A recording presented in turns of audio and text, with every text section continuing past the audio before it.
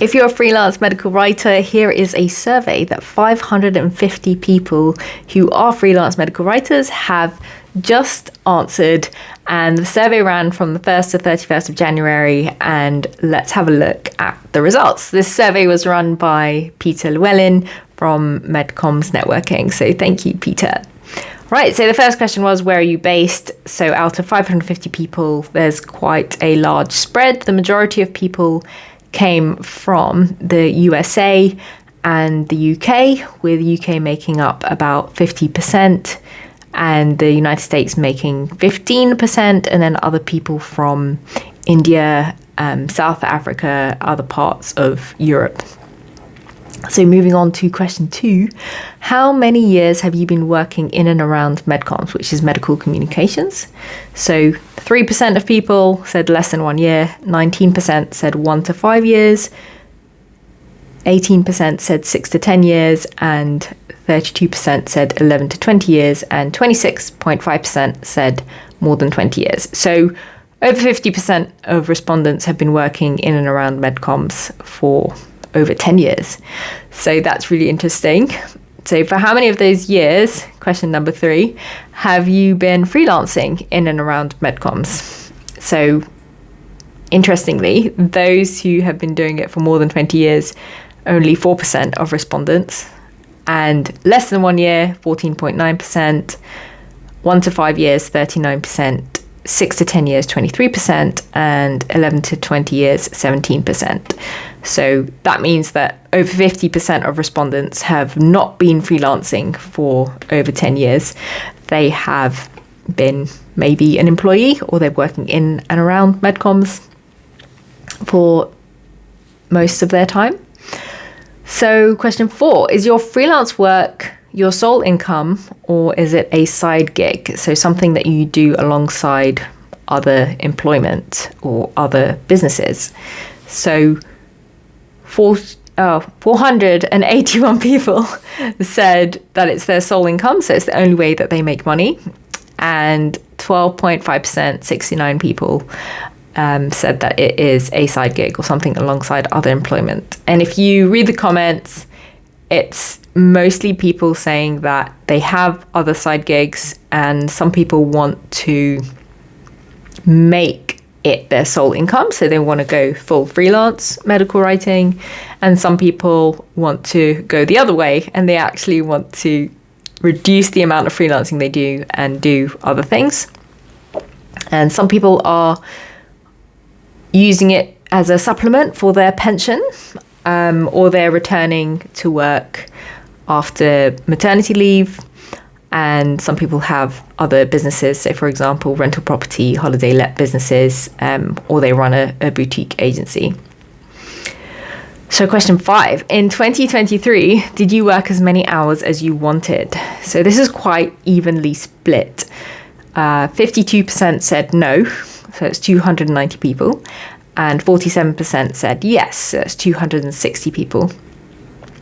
And so there were 162 comments on this, and I went through and read quite a few of them.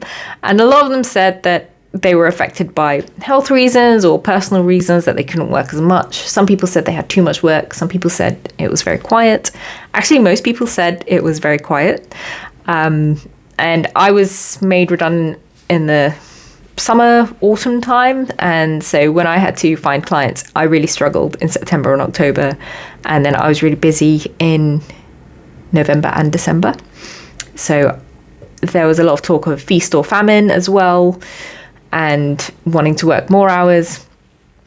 And also long-term clients having to reduce their hours because they wanted to take more work in-house, which is when they use the team that they've got rather than hiring someone external. So fewer use of or less use of freelancers because they have an internal team.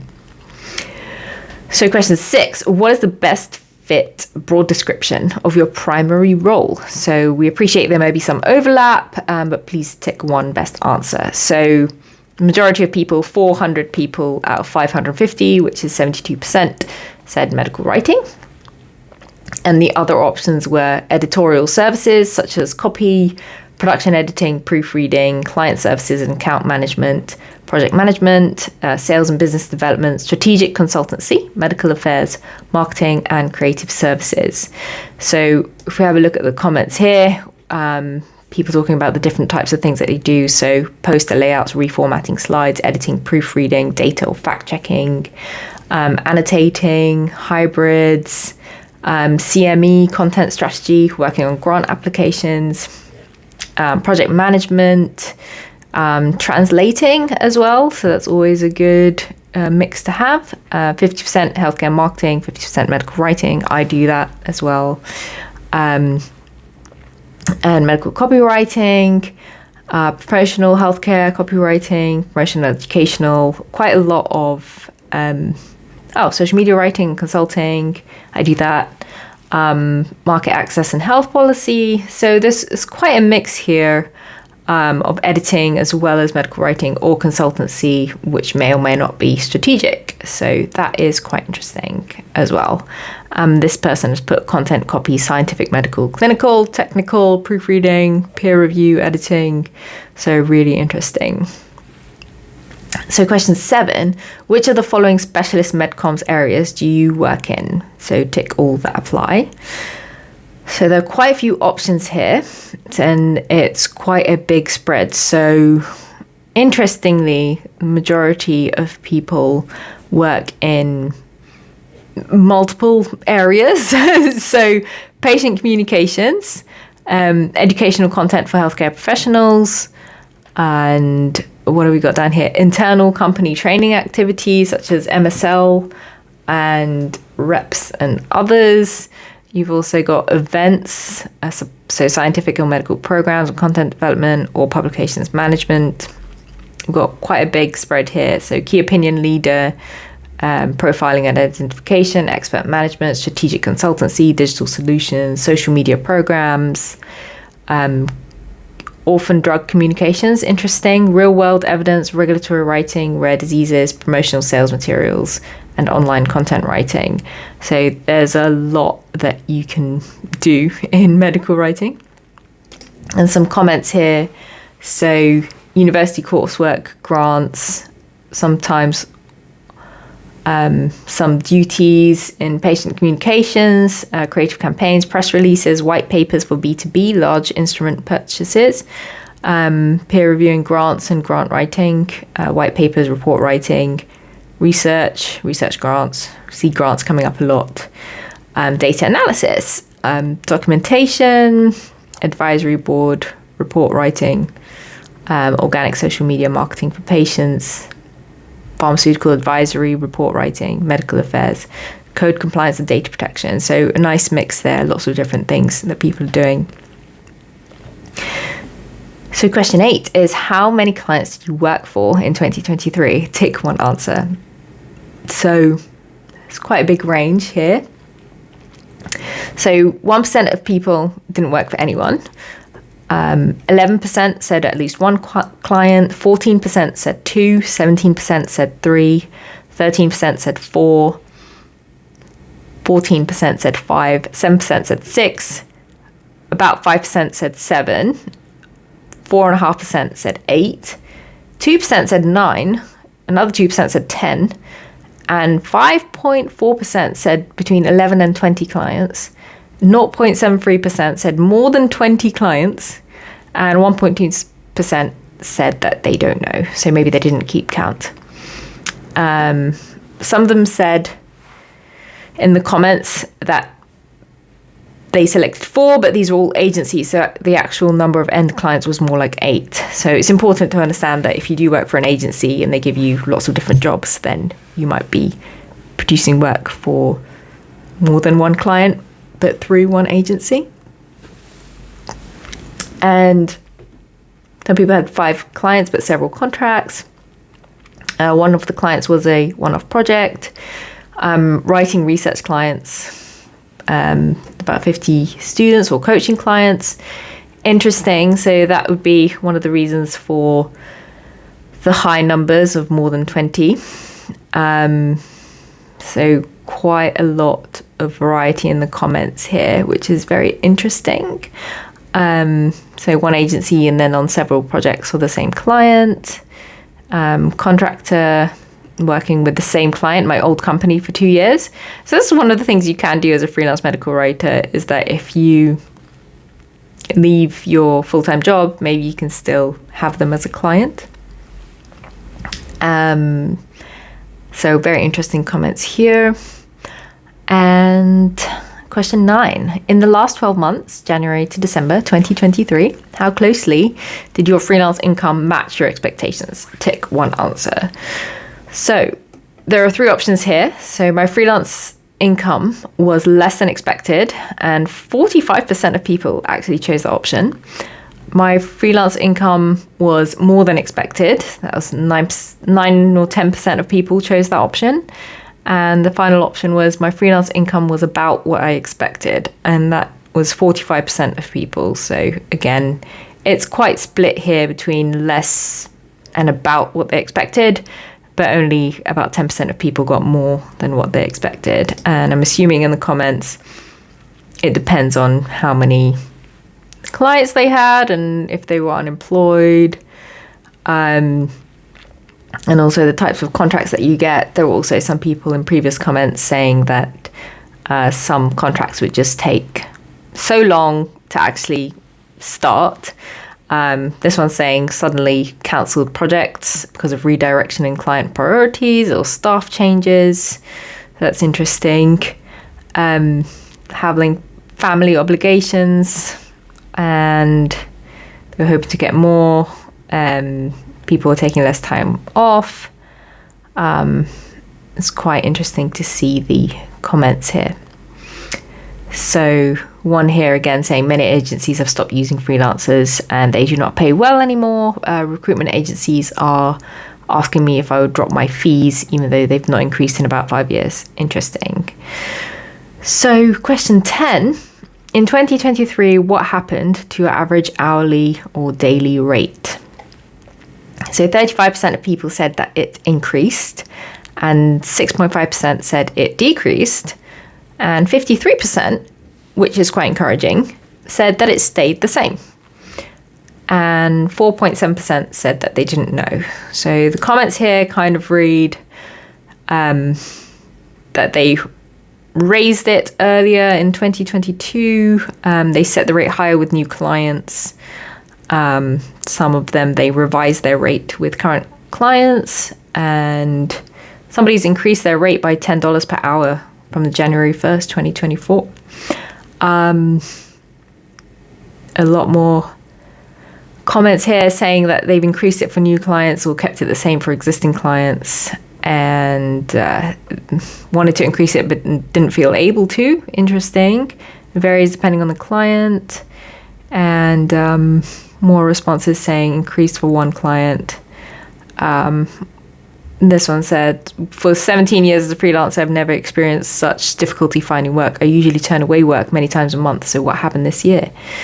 Again, probably the rise of AI or other ways to find people who will do the work cheaper or more efficiently. Or maybe there's been budget cuts to try and make up for loss of business. Maybe we are still recovering from the pandemic. Even though it seems like a distant memory now, I think it's still fresh on the books for businesses. Now moving on to question 11. Thinking about the one client that contributed your biggest income in 2023, after any direct third-party costs, how big a percentage of your overall annual income did they represent? So 14% of people said it was less than 25%. 41% of people, so 230 people, said that it was between 25 and 50%. And between 51 and 75% of their income, some people, that was 24% of people, said that's how big their largest client was. And then for 19%, around 20% of people, or 100 people, said that their biggest client was more than 75% of their income, which is huge. So for me, I definitely have a variety of clients, and I do have one of my clients that is over 50% of my income. and another client, which is about 25% of my income. And then the other 25% is the other collection of clients. So if I do lose one client, then I will be down to 50% of my income, which doesn't make me feel amazing, but that's the other reason why you need to keep looking for clients, so that you can try and spread the worry of even losing that client. So in the comments here, there's a long comment here saying, I'm aware that I've been working with an eggs in one basket strategy for quite a while. That I've always had one main client that provides the bulk of my income. I guess 2023 was the year that I finally saw the consequences of that, when my main client stopped using freelancers and the work from my other clients wasn't enough. And then that mostly dried up too.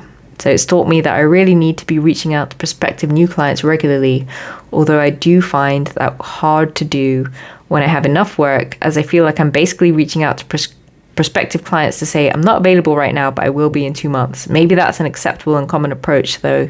And when times are good and work is flowing freely, 1 or 2 clients at a time is usually more than enough, and I would struggle to take on additional work. So I do find it hard to know what a good balance is between having too few clients and so many that you end up losing clients because you can rarely fit them in.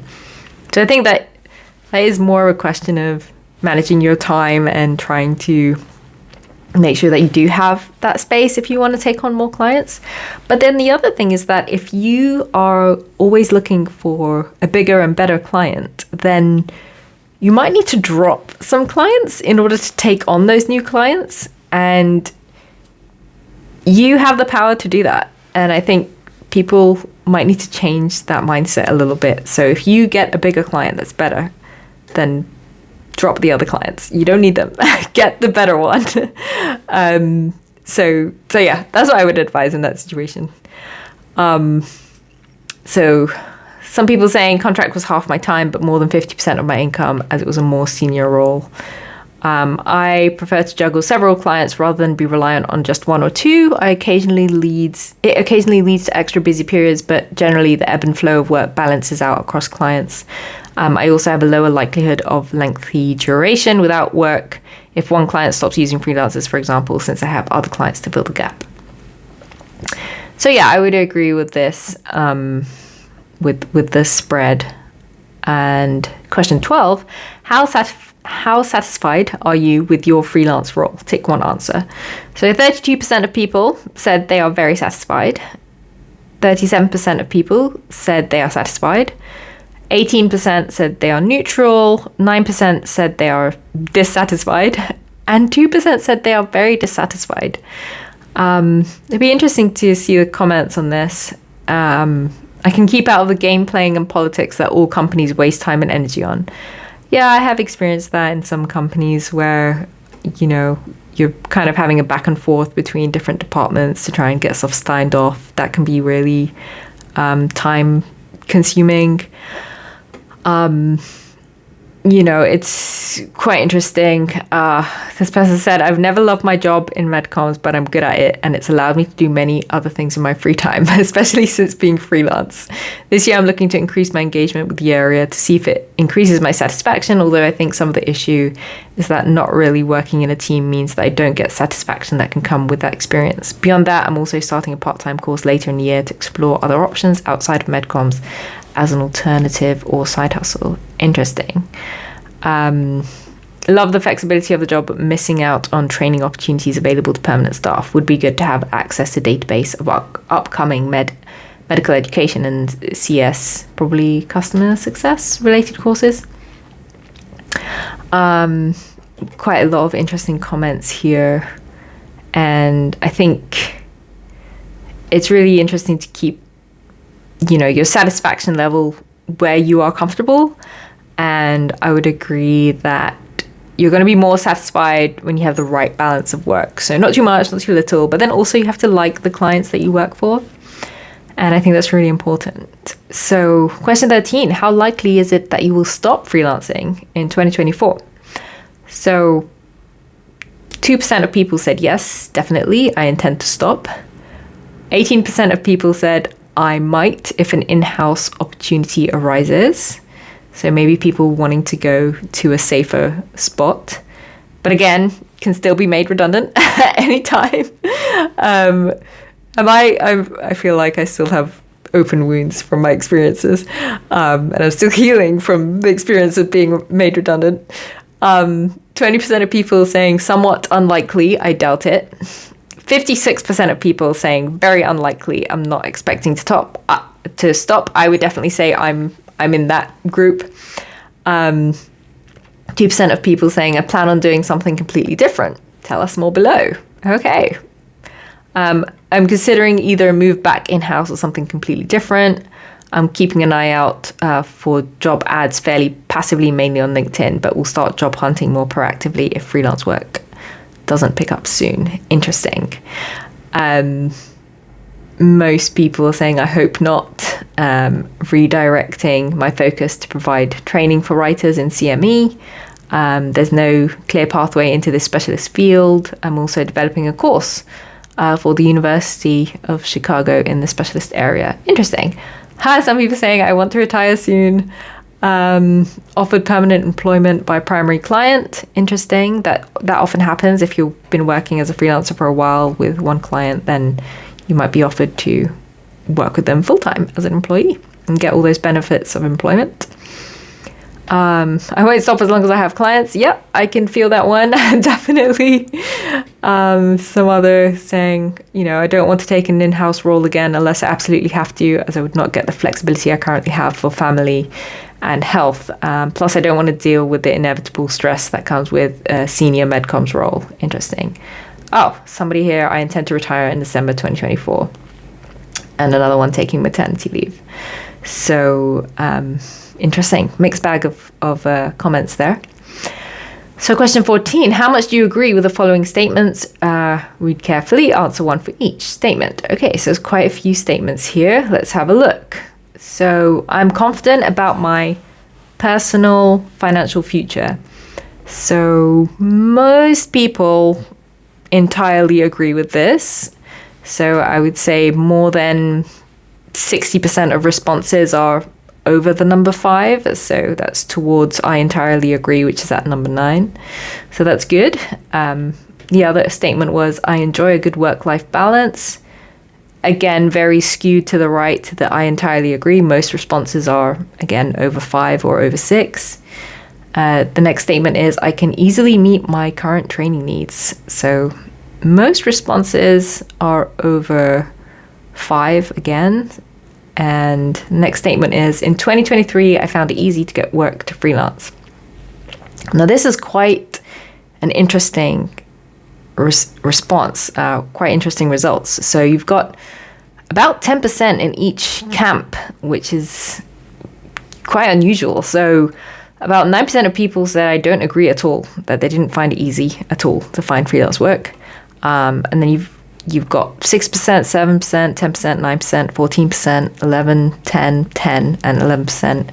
Kind of a real mixed bag there of how easy people find it to find clients and get freelance work. And the final statement was, I am confident I will achieve the freelance income I want.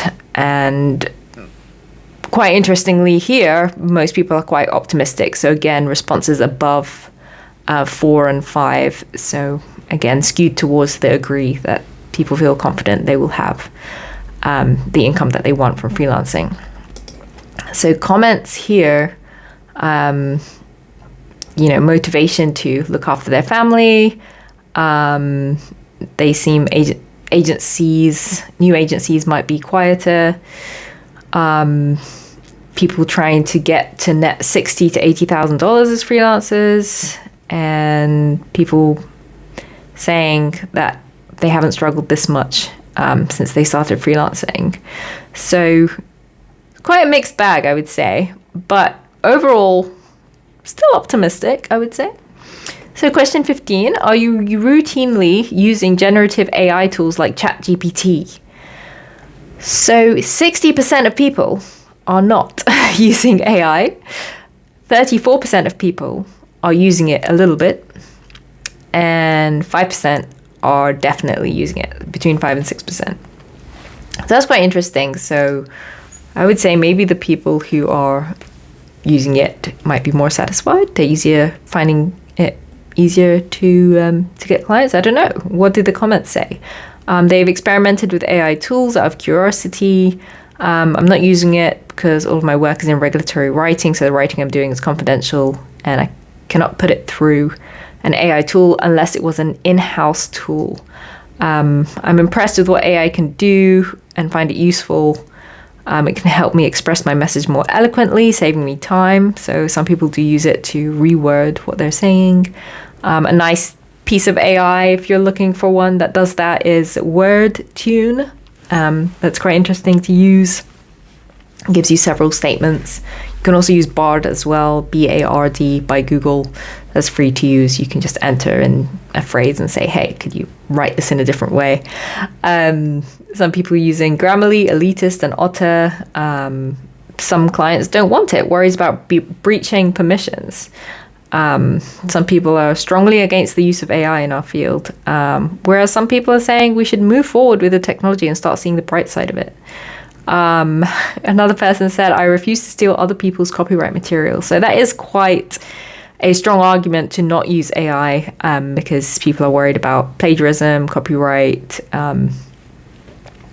And another person saying, why would I cheapen my work and value by using AI to do my writing for me? So some people use AI. So here we go. Marketing my podcast and my services, curriculum development, creating learning support, creating coaching materials, for outlining an idea creation. I think this is quite interesting in the comments. Using it for work letter, for personal letter.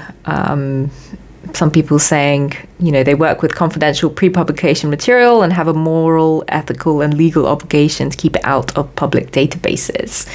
So interesting, banned by clients from using it. We have to ensure that they have logs and archived versions or drafts in the run-up to final product. Some clients ask me to use DeepL in translations, hoping to cut costs, but not always the case. Interesting, using it for translations. Using it for summaries of papers. This is really insightful. Finding it valuable for research. Using it after attending an MWA webinar. So I would say definitely go and check out these comments. They're very thought-provoking. Some people using them for general understanding of things. It'll be interesting to see how this changes in a year's time. So question 16, what relevant professional organizations are you a member of? Interestingly, 50% of people are not a member of anything. I'm not a member of anything. So there's quite a big spread. So most people are members of the American Medical Writing Association, AMWA. So 19% of people, and 21% are part of EMWA, which is European Medical Writers Association. And there are other ones which are well below 10%. So that is quite interesting. Comments here. Patient Information Forum, PIF. I'm part of that.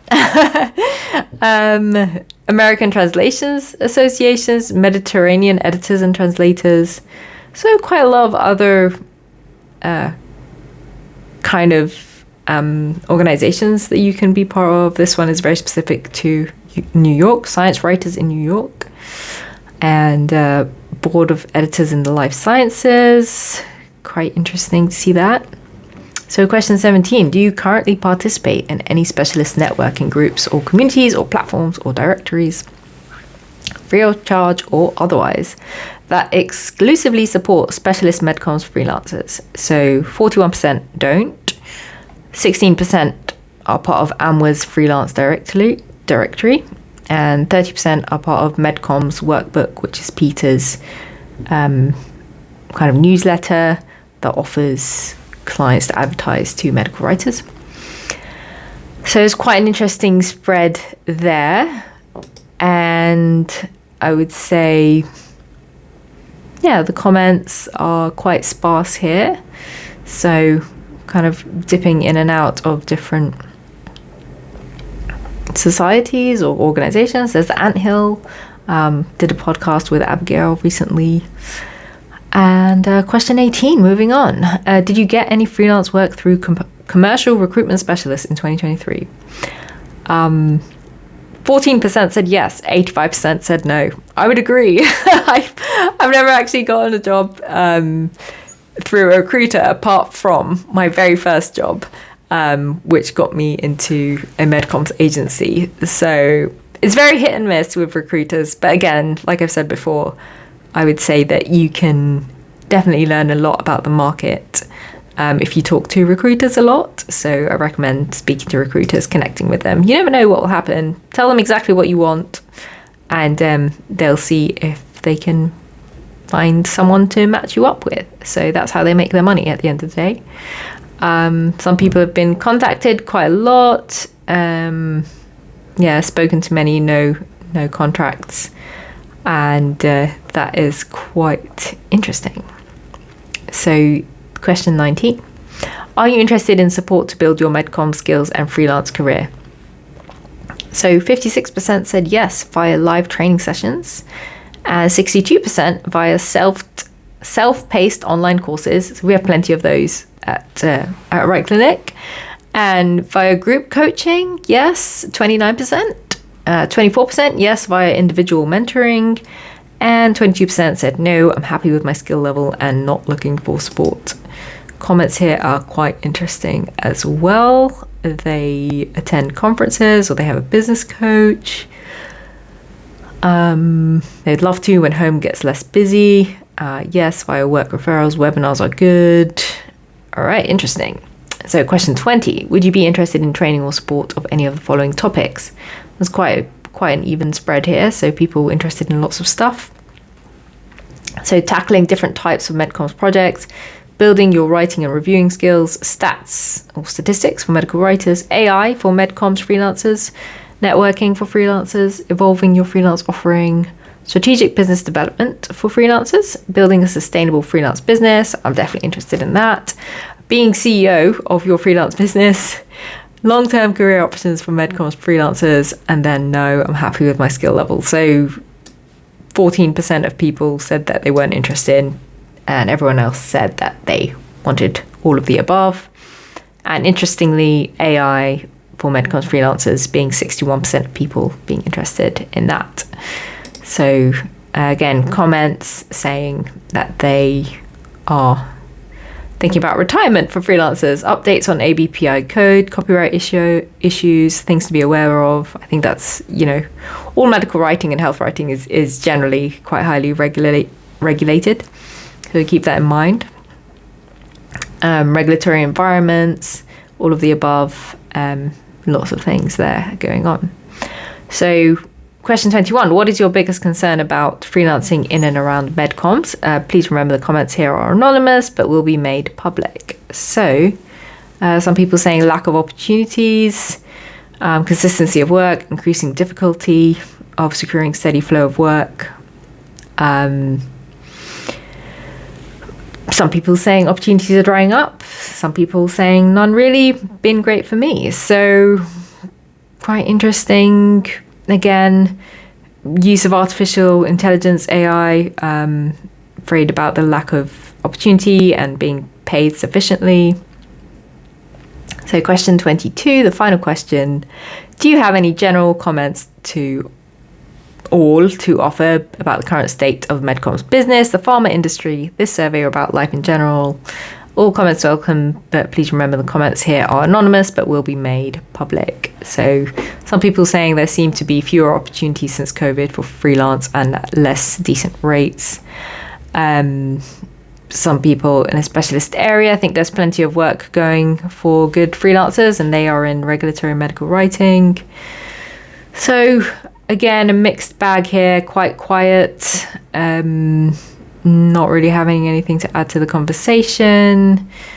It's a booming business, and now is a good time to flourish. However, technology is evolving every minute to keep up with it, and maintaining work-life balance is tough. Many professionals show how much they have accomplished in a year and how successful they are on LinkedIn, but I'm sure there are many professionals who are midway and still finding their balance, or maybe doing much better than those who show off their accomplishments every now and again. Interesting. So what are your thoughts on 2023? How was the year for you? And did you do this survey? Did you think anything about the results? Did you agree or disagree? It'd be interesting to continue the conversation in the comments below. And yeah, I think for me, AI is coming up. We're going to have to work with it. And I think it's always a struggle to find the right client for you and get the rate that you want. So try to keep that in mind when you are looking for clients. And thank you for going through this survey with me. And let me know if there are any comments that you came across that you found really interesting. And I will see you at the next video.